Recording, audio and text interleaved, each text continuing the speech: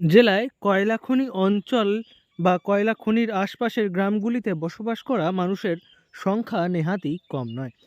সারা বছরই চিন্তা নিয়ে তাদের বসবাস করতে হয় বাড়িতে। প্রথমত ধসের ভয়, যা বর্ষাকালে প্রকট হয়ে ওঠে। তাছাড়াও বর্তমানে খনি অঞ্চলের বিভিন্ন জায়গায় বাড়িতে ফাটল দেখা দিচ্ছে। অভিযোগ, ইসিএলের কয়লা উত্তোলনের জন্য বিস্ফোরণের ফলে গোটা এলাকা কেঁপে উঠছে, তাতেই ক্ষতিগ্রস্ত হচ্ছে ঘরবাড়ি, যে সমস্যায় বর্তমানে ব্যাপকভাবে ভুক্তভোগী চরমপুর। অসুবিধাটা হচ্ছে ওখানে ইসিএলের যে মাইন্স চলছে এখন, সেই মাইন্সটাতে এমনভাবে ব্লাস্টিং হচ্ছে যে আশেপাশে গ্রামে ওখানে টালির বাড়ি সব। এবারে ব্লাস্টিংয়ের ফলে ভাইব্রেশনে টালি ফালি ভেঙে যাচ্ছে। ফলে গতকাল রাত্রে মানুষ ইসিএলে গেছিল। ইসিএল পক্ষ করা রিকোয়েস্ট করেছে যে এভাবে ব্লাস্টিং যাতে না করা হয়, এবং ইসিএল ম্যানেজমেন্ট কোনোভাবে, তারা শুধুমাত্র কয়লা উত্তোলনের দিকে মন দিয়েছে। যে আশেপাশে গ্রামাঞ্চল আছে, মানুষের সুযোগ অসুবিধা সেগুলো না দেখে তারা এই মাইন্স চালাতে চাইছে, এবং গ্রামের মানুষ চাইছে যাতে ব্লাস্টিং যখনই মানে একটু কমজোরি ব্লাস্টিং করা হোক, বা গ্রামকে সরিয়ে এইগুলো ওদের অসুবিধা হচ্ছে। যে ঘর ভেঙেছিল, মানে টালি ফালি ভেঙে গেছে, তারপরে মানুষ একটা যেটা বিক্ষোভ হয়, মানুষ বিক্ষোভ হয়ে ওখানে গেছে।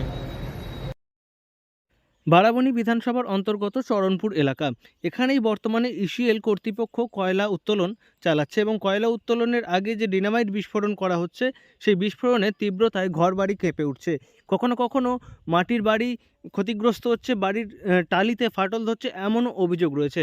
আর যে কারণে একদিকে যেমন স্থানীয় এলাকাবাসীদের মনে আতঙ্ক বাড়ছে, তার সঙ্গে ইসিএল কর্তৃপক্ষের বিরুদ্ধে ক্ষোভ বাড়ছে তাদের মনে।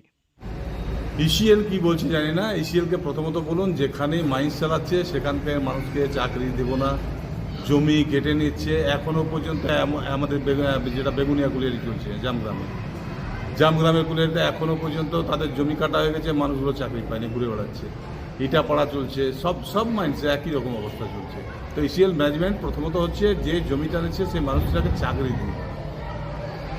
চেনাগুড়িতেও স্থানীয়রা ইসিএল কর্তৃপক্ষকে মেয়র অনুরোধ জানিয়েছেন, তাদের যেমন কয়লা উত্তোলন জরুরি, তেমনভাবেই আশপাশের গ্রামগুলিতে যে সমস্ত মানুষজন রয়েছেন তাদের কথাও ভাবা উচিত।